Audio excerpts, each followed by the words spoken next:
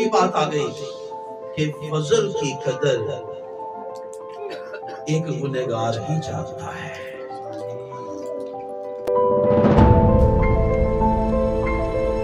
وہ عورت پتہ نہیں کتنے خوف میں تھی، ایک سانس آ رہی ہوگی ایک جا رہی ہوگی، گھسیٹ گھسیٹ کر اس کا برا حال۔ ہجوم میں ایسا ہوتا ہے، یاد رکھیے۔ لیکن ان لوگوں کی بدقسمتی اور اس عورت کی خوش نصیبی، کیا خوش نصیبی ہوئی؟ جس کے پاس آئی ہے وہ فضل اور سچائی سے معبود ہے۔